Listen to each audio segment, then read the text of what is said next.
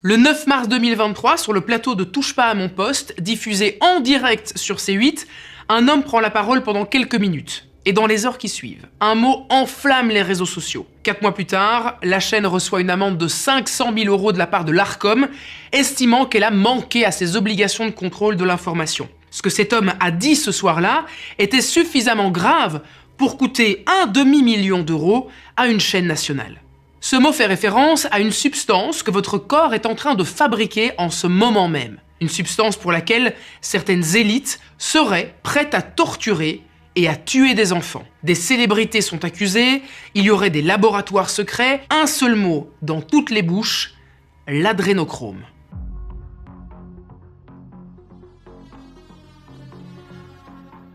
Revenons tout d'abord sur le plateau de Touche pas à mon poste, le 9 mars 2023. Dans l'émission diffusée sur la chaîne C8, un invité fait des déclarations qui vont rapidement provoquer une vague de réactions. Il s'agit de Gérard Fauré, qui se surnomme le dealer du tout Paris. Il est né en 1946 à Fès, au Maroc. Il grandit dans une famille aisée, son père est médecin et très engagé dans l'humanitaire. Il serait d'ailleurs très proche du roi Mohamed Ier, et c'est grâce à ce réseau qu'il aurait commencé à faire de la contrebande en faisant passer des cigarettes et du whisky entre Gibraltar et le Maroc. Petit à petit, il passe à la vitesse supérieure et envisage de se lancer dans le trafic de cocaïne à l'échelle internationale. En attendant, il est braqueur de banque et tueur à gages, mais il sera condamné dans les années suivantes à plusieurs reprises pour détention de stupéfiants. Alors à partir de 2016, il se reconvertit finalement dans l'écriture. Son premier livre annonce déjà le ton de toute sa nouvelle carrière, intitulé Fatale confiance, Royaume du Maroc, la vérité sur la mort de Mohamed Ier. Il est écrit que le roi aurait été assassiné en 1961, alors que la version officielle parle d'un décès accidentel survenu lors d'une intervention chirurgicale. 2 ans plus tard, en 2018, il publie Dealer du tout Paris, le fournisseur des stars, dans lequel il revient sur son parcours dans le trafic de cocaïne. Le livre attire l'attention des médias, il est invité sur de nombreux plateaux de télévision et de radio, et dans ses interviews, je peux vous le dire, il mâche pas ses mots. Il confie que 85% des francs-maçons sont satanistes, ou encore que le président français Jacques Chirac aurait consommé régulièrement de la cocaïne. Mais surtout, sur le plateau de Touche pas à mon poste, il explique que l'adrénochrome serait prélevé sur des enfants très jeunes, âgés de 3 ans, séquestrés dans des laboratoires. Selon lui, ces pratiques existent dans des réseaux clandestins, en lien avec des élites puissantes. Lui-même aurait permis de sauver l'un de ses enfants en envoyant sa mère en hôpital psychiatrique alors qu'elle était sur le point de vendre son petit. Il va dire des choses hallucinantes, il va impliquer des personnalités comme Céline Dion ou encore le président Emmanuel Macron qui, selon lui, seraient impliqués dans des réseaux de trafic d'enfants. Des accusations qui sont donc très graves. Il n'en faudra pas plus que pour dans les heures qui suivent, le terme adrénochrome se mette à circuler massivement sur les réseaux sociaux. Beaucoup découvrent alors, pour la première fois, cette substance, mais aussi les histoires les plus sombres qui l'entourent déjà depuis plusieurs années.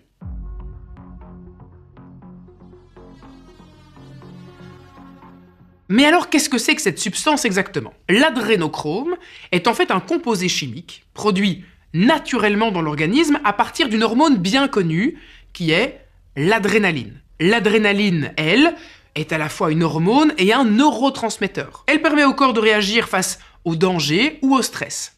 Lorsqu'une personne ressent de la peur ou du stress, l'organisme déclenche ce qu'on appelle la réponse qui sera soit le combat, soit la fuite.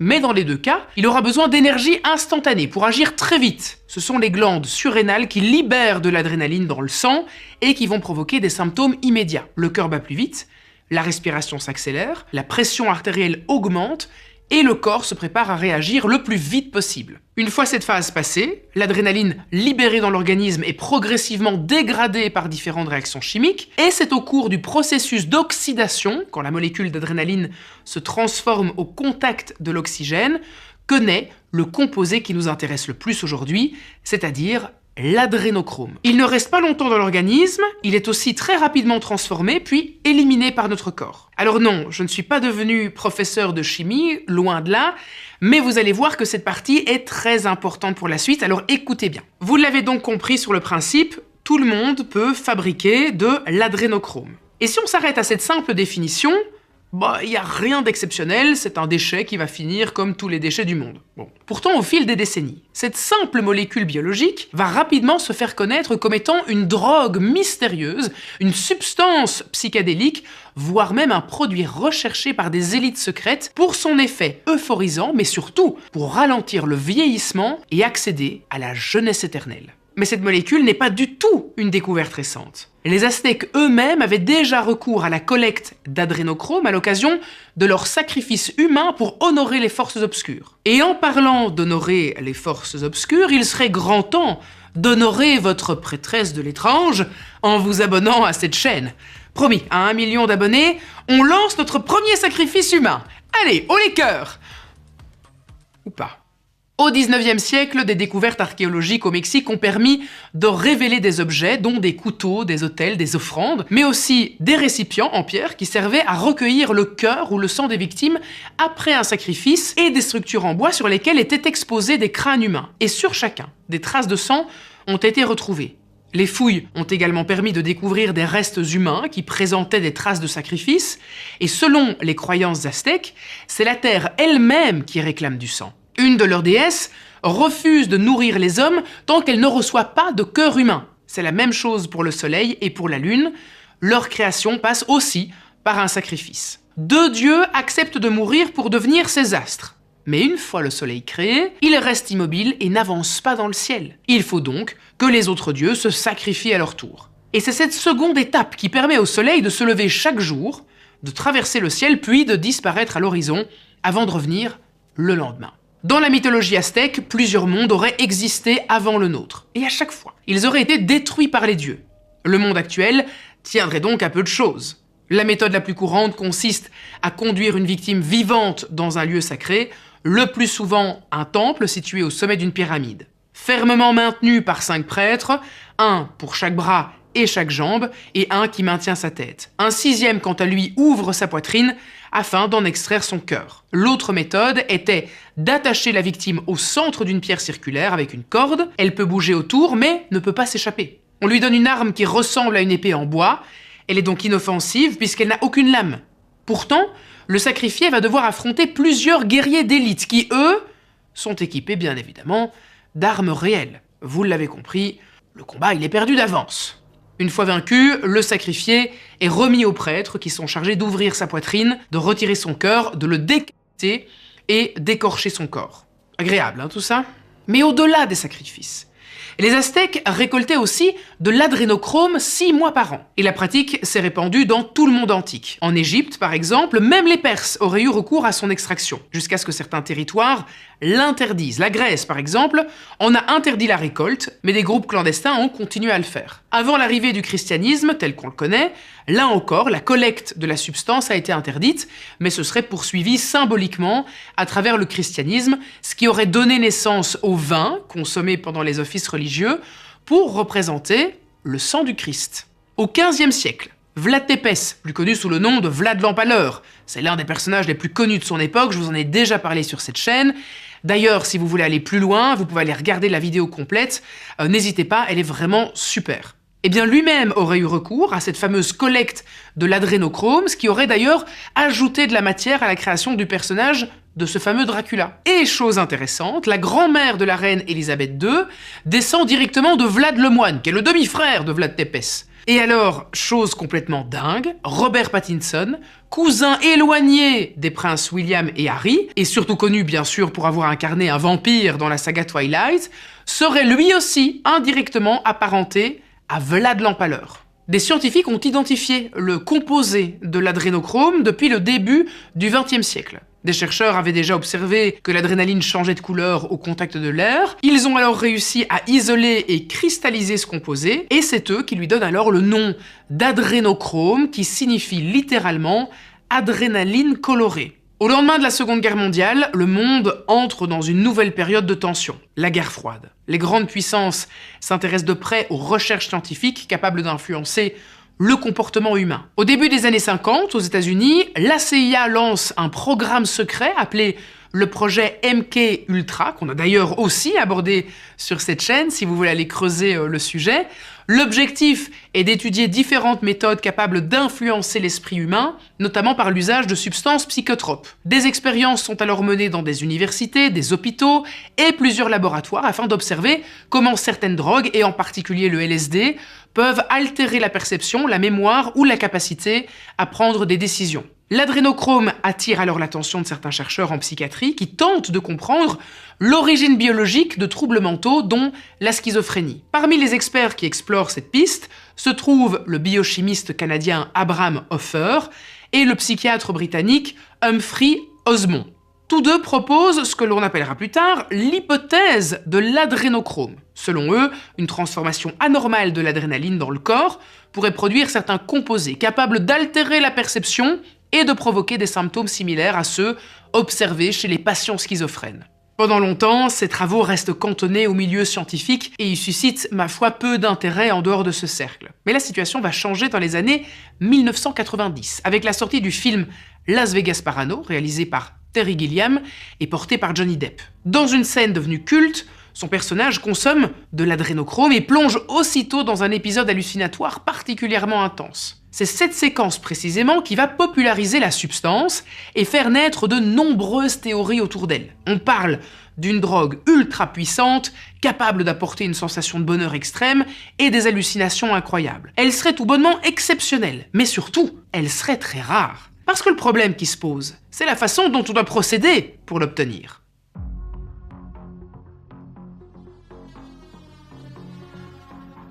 Parce que je ne sais pas si vous le savez, mais la seule façon de se procurer de l'adrénochrome serait de le récolter à l'occasion de rituels pendant lesquels les participants provoquent volontairement du stress et de la peur chez leurs victimes pour augmenter la quantité d'adrénaline et donc, vous l'avez compris, celle de l'adrénochrome.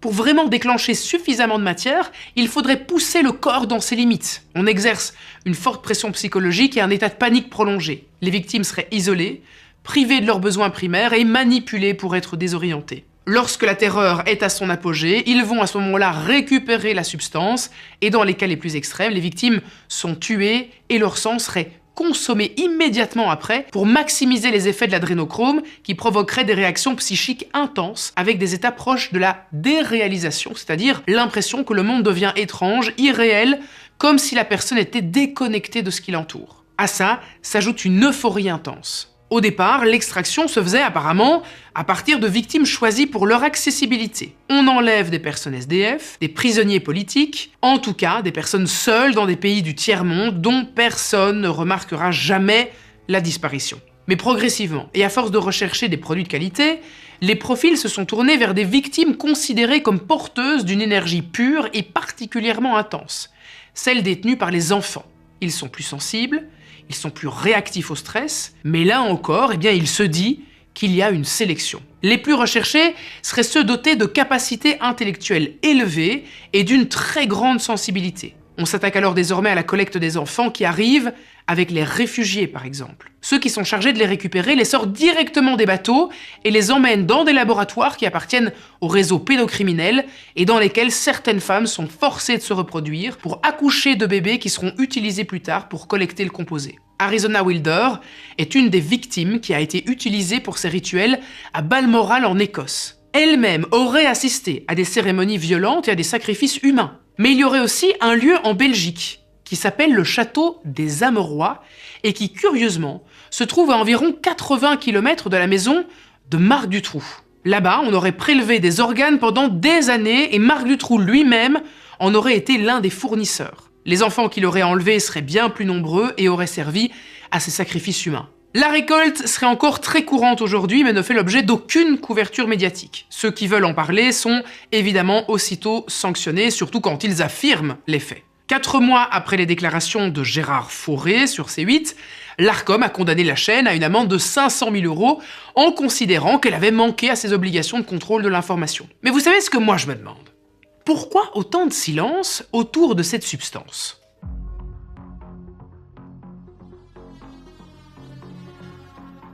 Dans les années 1980, l'ancien chef du FBI, Ted Gunderson, commence à enquêter sur le satanisme et l'adrénochrome récolté. Et ce qu'il a trouvé est absolument terrifiant. Il raconte qu'en avril 1985, les autorités se sont rendues dans une école maternelle située à Manhattan Beach, en Californie, après des accusations portées 3 ans plus tôt par plusieurs enfants. Ils auraient été emmenés dans des tunnels situés sous l'école, et là-bas, ils auraient été victimes d'agressions dans le cadre de cérémonies organisées par le personnel de l'école, mais aussi des joueurs professionnels de football américain, de baseball, des acteurs, des actrices, ainsi que le fils d'un homme politique très influent à Los Angeles.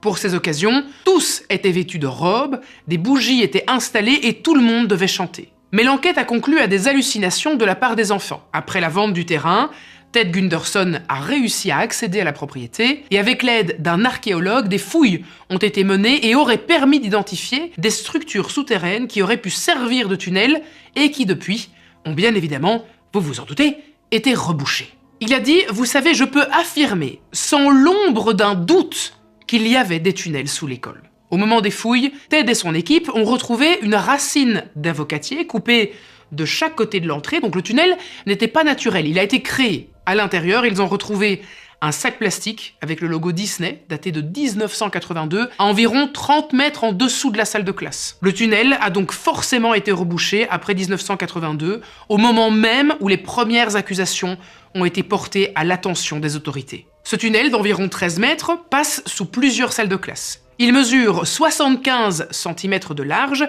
et plus ou moins entre 1,10 m et 1,15 m de hauteur. Ça veut dire que les enfants peuvent s'y déplacer debout. Mais par contre, pas les adultes. Il mène jusqu'au jardin du bâtiment voisin, exactement comme l'avaient décrit les enfants. Et dans cet immeuble se trouve une salle de bain, avec une zone d'environ 1 mètre carré creusée juste en dessous. À l'intérieur, plusieurs éléments ont été retrouvés, dont une petite assiette en plastique blanche, avec 3 pentagrammes dessinés à la main. Au total, plus de 2000 objets auraient été retrouvés sous le sol de l'école, dont plus d'une centaine d'ossements d'animaux. Plus troublant encore, dans les salles de classe, il n'y avait aucune poignée de porte, mais juste un verrou. Pour lui, aucun doute. Cette école maternelle n'était qu'une façade destinée à couvrir un trafic d'enfants utilisé pour leur adrénochrome. Pour ceux d'ailleurs qui en consomment, une hiérarchie se serait mise en place. Il y aurait des groupes de niveau inférieur, au bas de l'échelle, et des groupes d'élite qui travaillent ensemble. Les groupes du plus bas niveau seraient par exemple des familles marginalisées qui pratiquent des choses atroces comme l'inceste sur leur enfant depuis plusieurs générations. Les parents eux-mêmes auraient été victimes d'abus et auraient continué sur leurs propres enfants. Ces familles sont les premières cibles parce qu'elles seraient plus vulnérables et elles sont moins protégées, donc plus faciles à exploiter sans attirer l'attention. Les enfants seraient capturés, parfois achetés à leurs parents pour être utilisés. Une victime, qui a d'ailleurs avoué avoir réussi à s'échapper, a d'ailleurs raconté son expérience. Elle s'appelle Cathy O'Brien et elle a déjà témoigné concernant son expérience au sein du projet Monarch. Elle est née en 1957 à Muskegon, dans le Michigan, et a grandi dans une famille multigénérationnelle dans laquelle les enfants ont été malheureusement victimes d'inceste. Son père l'a agressée d'ailleurs depuis sa naissance et sera arrêté par les autorités après avoir envoyé de la pornographie juvénile par la poste. Mais attention, il n'a par contre jamais été en prison. À la place, il aurait été contacté par des membres du gouvernement américain pour qu'il leur donne Cathy en échange d'une immunité. Et il aurait accepté. La jeune fille aurait alors été utilisée comme esclave sous contrôle mental à des fins d'abus pour répondre aux besoins de plusieurs politiciens américains et internationaux. Elle aurait notamment été contrainte à participer à des rituels sataniques et à la production de pornographie sadomasochiste. Elle dit ceci. À l'époque, il y avait une faction criminelle de notre gouvernement qui cherchait à cibler des enfants comme moi pour le contrôle mental. Parce que ce compartimentage de la mémoire était quelque chose qu'ils jugeaient idéal pour garder les secrets du gouvernement. Une fois complètement sous l'emprise et après des mois d'esclavage sexuel, le traumatisme aurait été si important que Cathy n'aurait plus eu aucune notion de la réalité. Elle serait devenue mère d'une petite fille destinée, elle aussi, à être utilisée pour son adrénochrome. Toutes les deux seront finalement sauvées par un ancien employé de la CIA, Mark Phillips. Mais tous n'ont pas eu cette chance. Et plus l'adrénochrome est utilisé, plus on remarque un autre avantage non négligeable, celui de la tant convoitée jeunesse éternelle. La consommation du sang d'enfant permettrait en effet d'accéder au rajeunissement des cellules. Une idée qui trouve en partie sa source dans une expérience réalisée par un chercheur suisse, Tony Wyss-Corey. En 2014, ce chercheur neuroscientifique de l'université de Stanford mène une expérience pour le moins troublante. Il prend 2 souris, l'une jeune et l'autre âgée, et les opère pour connecter leur système sanguin. Toutes les deux sont vivantes, bien sûr. Étrangement, pendant cette étude, et alors que leur sang circule entre elles deux, la souris la plus âgée rajeunit et la plus jeune vieillit prématurément. Nous sommes à présent en pleine pandémie de la Covid-19. Vous le savez, le monde était complètement à l'arrêt. On est au cœur d'une crise inconnue qui est nourrie de peur et d'incertitude. Et des personnalités comme Bill Gates, Tom Hanks ou encore Céline Dion sont à ce moment-là accusées d'avoir consommé de l'adrénochrome extrait d'une personne infectée. Pour de nombreux internautes convaincus qu'un complot est en train d'être mis en place, cette contamination aurait volontairement été organisée pour punir une élite accusée d'abus. Pour d'autres, en revanche, ces mêmes personnalités auraient été utilisées pour diffuser le virus. Mais vous vous en souvenez sûrement, à l'époque, il était très difficile de se déplacer pour autre chose que pour aller chercher des produits de nécessité. Et encore. Alors se fournir de l'adrénochrome devient évidemment encore plus compliqué. Sur la toile, des dizaines de photos sont publiées, notamment de Madonna ou de Tom Hanks, mais avec des mines affaiblies et vieillies qui montreraient des signes évidents de sevrage de la substance. La rumeur prend une telle ampleur que certains auraient réussi à identifier un tunnel secret reliant le port de New York à la fondation Clinton et dans lequel se seraient trouvés pas moins de 100 000 enfants vivants et morts. Ils auraient été affamés, traumatisés et victimes d'agressions. Une révélation qui fait évidemment écho avec un fait bien plus récent. En 2022, et alors que l'Ukraine est envahie par la Russie, un post sur X attire l'attention. Il y est écrit qu'un laboratoire d'adrénochrome aurait été détruit à la demande de Poutine et aurait permis la libération de 50 jeunes enfants. Les mineurs auraient ensuite été placés en orphelinat sous la surveillance d'un personnel pro-russe. En avril 2022, les militaires russes découvrent ainsi que des dizaines d'enfants ont été regroupés et mis à l'abri, notamment dans le sous-sol d'une église baptiste. Ils lancent alors une vaste opération pour démanteler ce qu'ils pensent être un nouveau réseau de trafic d'enfants, et pire, un laboratoire destiné à fournir cette fameuse adrénochrome. Et ils seraient bien plus nombreux qu'on ne le pense, comme en témoigne cette lettre. Une lettre qui a été adressée à un certain Monsieur Schaffer. L'auteur explique avoir acheté des clés USB sur Amazon. L'une d'entre elles avait déjà été ouverte et contenait des fichiers PDF. Au départ, il a bien pensé à la renvoyer, mais il a préféré quand même, par curiosité, regarder son contenu. Dessus, il a trouvé une liste d'enfants enlevés et exploités. L'entreprise en charge de ce réseau s'appellerait CYM, SIM. Elle serait chargée de collecter de l'adrénochrome et de le revendre sur le marché noir. Sur la liste, on peut effectivement voir des noms et des dates de naissance, toutes situées entre 2009 et 2014, avec un groupe sanguin et une évaluation de la qualité de leur adrénochrome. Et quand on va chercher des informations sur cette entreprise, on tombe sur l'association des jeunes Ukraino-américains, une organisation de jeunesse bénévole à but non lucratif, qui compte 28 sections réparties dans 12 États. Le site mentionne très clairement que les jeunes sont répartis dans plusieurs groupes, selon leur âge, et participent tout au long de l'année à des séjours dans des camps répartis entre les Amériques, l'Europe et l'Australie. Le document est aussi accompagné de fiches nominatives au sujet de l'adrénochrome des personnes concernées, en plus de sortes de bons de commande de la fameuse substance.